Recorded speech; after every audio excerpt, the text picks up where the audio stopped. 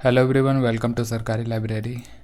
आज है 24 अप्रैल और इस वीडियो में हम लोग 24 अप्रैल के करंट अफेयर को डिस्कस करेंगे। कल था 23 अप्रैल, लेकिन कल जो है करंट अफेयर का कुछ भी टॉपिक था नहीं, तो इसीलिए जो है 2 दिनों का जो भी करंट अफेयर है 23-24, तो उन सभी को हम आज ही डिस्कस करेंगे। तो चलिए शुरू करते हैं। सबसे पहले देखिए, अभी जो RDCIS सेल रांची है और CMERI दुर्गापुर, तो इन दोनों ने समझौता किया है एक दूसरे के साथ। और ये जो समझौता हुआ है किस लिए हुआ है? ताकि जो इस्पात संयंत्र है, यानी कि जो स्टील इंडस्ट्री है और अन्य संबंधित क्षेत्रों में जो भी अपशिष्ट है, वेस्ट मटेरियल, तो उनका किस तरह से सदुपयोग किया जा सके, तो उसी का प्रबंधन के लिए ये समझौता किया गया है। तो याद रखिए कि RDCIS सेल रांची और दुर्गापुर का CMERI के बीच में समझौता हुआ है। यहाँ पे जो RDCIS है, तो इसका फुल फॉर्म भी याद रखिए कि इसका फुल फॉर्म है research and development centre for iron and steel. और पूछ लिया जाए कि RDCIS जो है तो ये झारखंड के किस जिले में स्थित है, तो ये रांची में स्थित है। और यहाँ से जो CMERI है दुर्गापुर, तो इसका पूरा नाम क्या है? तो इसका पूरा नाम है central mechanical engineering research institute, जो कि दुर्गापुर वेस्ट बंगाल में स्थित है। अगला है ये स्टैटिक पोर्शन है। देखिए, जो 1857 के जो बिहार में जो आरा में नेतृत्व किया गया था 1857 विद्रोह का जिस व्यक्ति के द्वारा, तो वो थे वीर कुंवर सिंह। और उनकी बहन जो थी, तो बहन का नाम है रूपन कुंवर। और रूपन कुंवर का विवाह हुआ था झारखंड के लोहरदगा के जमींदार ठाकुर जगन्नाथ सहदेव के साथ। ठीक है, तो याद रखिए कि वीर कुंवर सिंह जो जो हैं, तो उनकी बहन का नाम था रूपन कुंवर, जिनका विवाह झारखंड में हुआ था। झारखंड के लोहरदगा के जमींदार थे ठाकुर जगन्नाथ सहदेव, उन्हीं के साथ। और ठाकुर जगन्नाथ सहदेव जो है, तो यह भी अंग्रेज़ों से लड़ते हुए जो झारखंड में केकरांग घाटी है, तो वहाँ पे शहीद हो गए थे। इनके बाद शहीद हो गए थे ठाकुर जगन्नाथ सहदेव। इसके बाद जो उनकी पत्नी थी ठकुराइन रूपन कुंवर, तो वो सती हो गई थी। तो ये भी स्टैटिक पोर्शन है, तो ये भी याद नॉलेज में रख लीजिए। अगला है जो JSCA है, झारखंड स्टेट क्रिकेट एसोसिएशन। तो JSCA के लिए नया अध्यक्ष जो है, तो ये सर्वसम्मति से चुना गया है संजय सहाय को। तो संजय सहाय जो है, तो ये JSCA के नए अध्यक्ष होंगे। और नया उपाध्यक्ष जो है, तो ये डॉक्टर नरेंद्र सिन्हा को चुना गया है। और नया सचिव चुना गया है देवाशीष चक्रवर्ती को।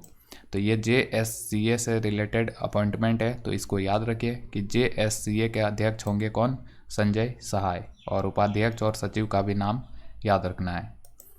इसके बाद है, देखिए, झारखंड का जो सिमडेगा जिला है, तो सिमडेगा जिला से 4 महिला हॉकी खिलाड़ियों का चयन जो है, तो ये जूनियर हॉकी इंडिया में हुआ था।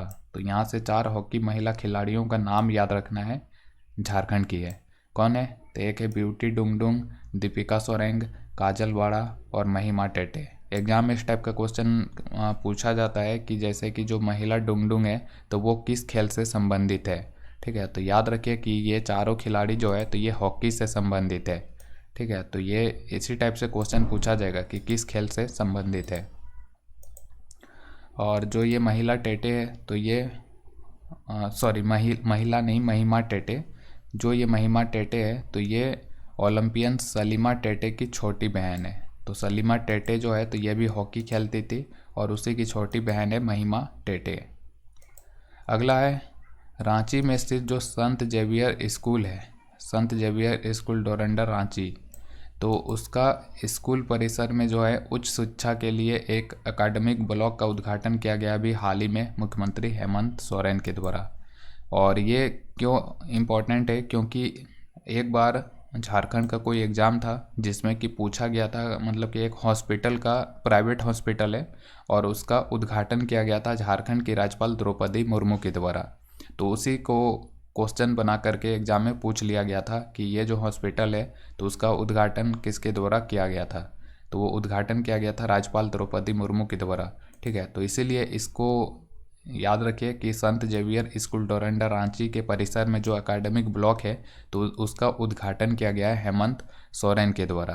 तो इससे भी सवाल बनाया जा सकता है, जिस तरह से हॉस्पिटल को उद्घाटन को लेकर सवाल बनाया गया था।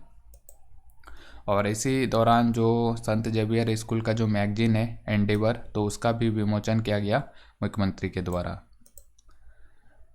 अगला है झारखंड में कार्यरत सरकारी चिकित्सकों को अब 25 वर्ष की बजाय जो है 20 वर्ष में ही जो है DACP का लाभ मिलेगा। पहले क्या होता था, जो भी सरकारी कर्मचारी हैं, सरकारी कर्मचारी नहीं, सरकारी चिकित्सक यानी कि सरकारी डॉक्टर, तो उनको पहले 25 वर्ष पूरा होता था जब सरकारी नौकरी करते हुए डॉक्टरों को, तब जाके उनका प्रमोशन होता है DACP के तहत। ठीक है, तो अब जो है तो ये 25 वर्ष नहीं बल्कि 20 वर्ष में ही ये DACP का लाभ मिलेगा, 20 वर्ष में ही। तो ये भी जो है याद रखना है। तो आज जो है तो इतना ही करंट अफेयर है, और इसी तरह और भी वीडियो देखने के लिए, पढ़ने के लिए जो हमारा वेबसाइट है तो उसको यूज कर सकते हैं, और सरकारी लाइब्रेरी चैनल को ज़रूर सब्सक्राइब करें।